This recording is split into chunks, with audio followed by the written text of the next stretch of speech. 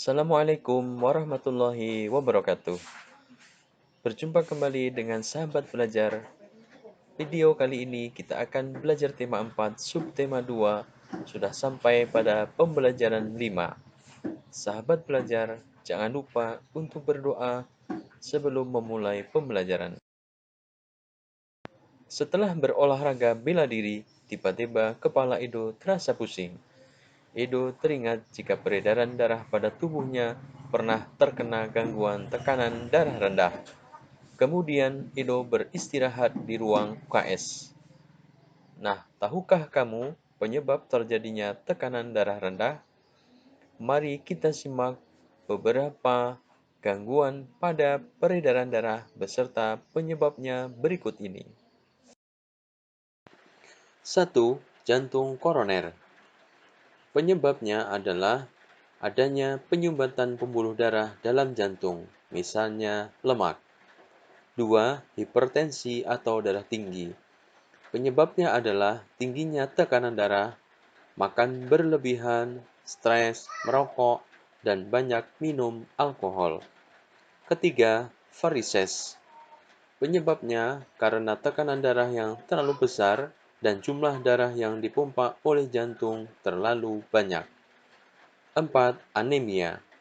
Penyebabnya adalah rendahnya kadar Hb atau hemoglobin dalam darah. 5. Tekanan darah rendah atau hipotensi. Gangguan ini disebabkan terjadinya penurunan tekanan darah.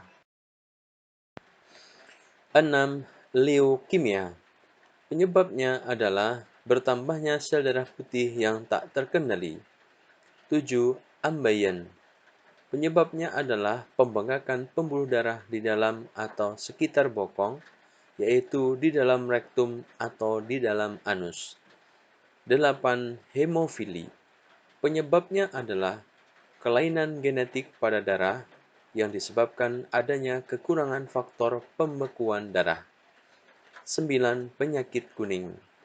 Penyakit ini disebabkan oleh zat yang disebut bilirubin atau pigmen kuning yang berlebihan dalam darah dan jaringan tubuh. 10. Sklerosis. Penyebab penyakit ini adalah terbentuknya kerak keras di bagian dalam dinding pembuluh nadi. Nah, sahabat belajar, kesehatan begitu penting bagi kehidupan manusia. Banyak faktor yang mempengaruhi kesehatan kita. Apa sajakah faktor-faktor yang mempengaruhi kesehatan tubuh manusia? Mari kita lanjutkan pembelajaran ini. 4 faktor yang mempengaruhi kesehatan. Kesehatan adalah anugerah yang paling berharga bagi setiap insan manusia. Buat apa banyak harta, tetapi badan kita sakit? Ada juga yang mengatakan, health is not everything, but without health, everything is nothing. Memang kesehatan itu bukan segalanya, tetapi tanpa kesehatan segalanya tiada artinya. Saat sakit, kita akan mengalami banyak kerugian. Selain biaya berobat yang mahal, waktu produktif kita juga terbuang percuma. Kita yang biasanya per jam dibayar 100.000, maka dalam satu hari saja sudah 2.400.000 rupiah. Uang yang seharusnya kita dapatkan akan terbuang percuma. Kalau kita sakit selama sebulan, berapakah uang yang seharusnya masuk ke tabungan kita itu hilang begitu saja? Menurut Hendrik Elblum, terdapat 4 faktor yang mempengaruhi derajat kesehatan masyarakat, yaitu faktor perilaku, faktor lingkungan, faktor keturunan, dan faktor pelayanan kesehatan.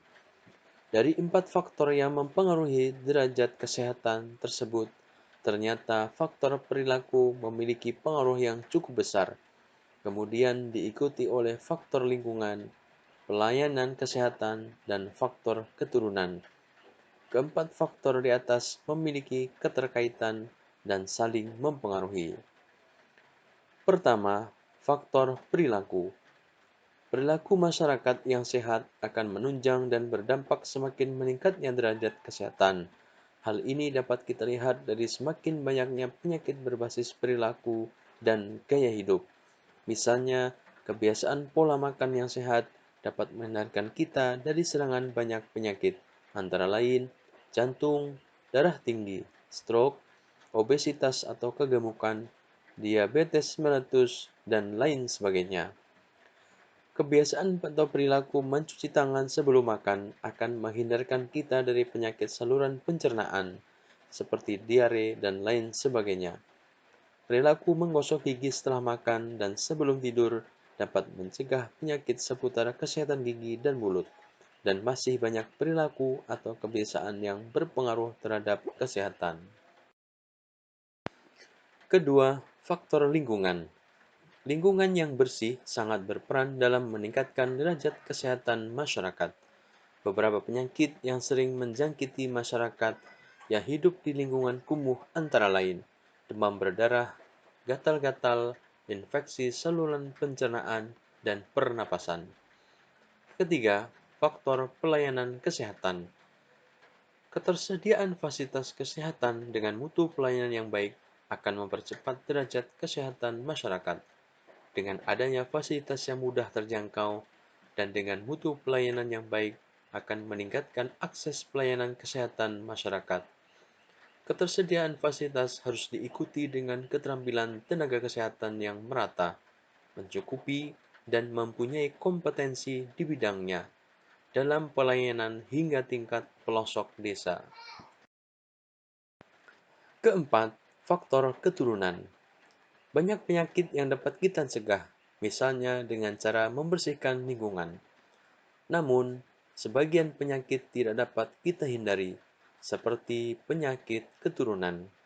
Semakin besar risiko penyakit keturunan, maka akan semakin sulit meningkatkan derajat kesehatan. Untuk mencegah penyakit turunan, perlu adanya konseling perkawinan yang baik.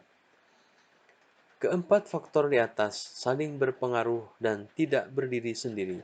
Oleh karena itu, upaya pembangunan sarana kesehatan harus dilaksanakan secara berkesinambungan dan secara simultan. Upaya yang dilaksanakan harus komprehensif, mencakup upaya preventif atau promotif, kuratif, dan rehabilitatif. Pemerintah sebagai pembuat regulasi harus berperan aktif dalam pembangunan sarana kesehatan serta pelaksanaan kesehatan secara menyeluruh. Berdasarkan wacana di atas, maka kita dapat mengambil sebuah kesimpulan mengenai faktor-faktor yang mempengaruhi kesehatan manusia, yaitu terdapat 4 faktor yang mempengaruhi derajat kesehatan masyarakat, yaitu faktor perilaku, faktor lingkungan, faktor pelayanan kesehatan, dan faktor keturunan. Dari 4 faktor, ternyata faktor perilaku memiliki pengaruh yang cukup besar, kemudian diikuti oleh faktor lingkungan, faktor pelayanan kesehatan, dan faktor keturunan. Keempat faktor di atas memiliki keterkaitan dan saling mempengaruhi. Sahabat belajar, menari juga merupakan kegiatan yang menggerakkan anggota tubuh. Dalam menari, hendaknya menggunakan pola lantai supaya gerak yang diperagakan lebih indah. Dalam menari, kadang-kadang juga dilengkapi dengan properti tari. Pada tema sebelumnya, kamu sudah belajar mengenai pola lantai. Pada pembelajaran 2 di subtema ini, kamu juga sudah mengenal tentang properti tari. Coba cari tahu kembali mengenai pola lantai dan properti tari dengan melanjutkan pembelajaran ini. Pola lantai adalah sebuah garis atau pola yang dibentuk sebagai cara bagi penari dalam berpindah, bergerak, maupun bergeser ke posisi untuk penguasaan panggung. Pada dasarnya, ada dua pola garis dasar pada lantai, yaitu garis lurus dan garis lengkung. Garis lurus memberikan kesan sederhana tetapi kuat, sedangkan garis lengkung memberikan kesan lembut tetapi lemah.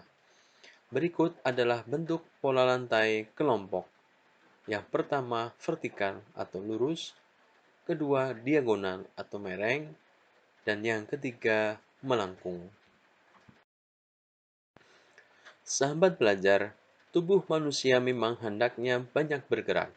Dengan bergerak seperti berolahraga dan menari, denyut jantung akan meningkat sehingga darah beserta oksigen dan nutrisi bisa disalurkan dengan baik ke seluruh tubuh. Jarang berolahraga membuat peredaran darah di seluruh tubuh terganggu. Dampaknya, peredaran darah terganggu dan akan timbul banyak penyakit. Edo tidak mau sakit-sakitan. Oleh karena itu, Edo ingin banyak melakukan gerak. Seperti sore itu, Edo mengajak Udin bersepatu roda. Mereka beradu cepat. Jarak garis start dibuat di depan rumah Udin, sementara garis finish ada di depan toko Jaya. Jalan-jalan ke kota hujan, naik turun melewati bukit. Jangan lupa gerakkan badan supaya kita tak pernah sakit. Hitam legam burung gagak, terbang bebas di langit tinggi. Okelah kawan, ayo bergerak, bersepatu roda sesuka hati. Tahukah kamu isi pantun yang diucapkan Udin dan Edo? Isi pantun keduanya adalah tentang kesehatan. Pantun tersebut mengajak kita untuk menggerakkan badan agar sehat. Salah satu kegiatan yang bisa dilakukan adalah dengan bersepatu roda. Demikianlah pembelajaran kita kali ini. Tema 4, subtema 2 pada pembelajaran 5.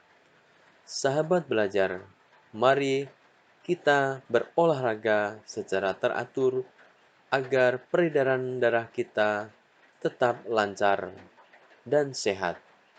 Sampai bertemu pada video pembelajaran berikutnya. Terima kasih. Kita akhiri dengan mengucap Alhamdulillahirrabbilalamin. Assalamualaikum warahmatullahi wabarakatuh.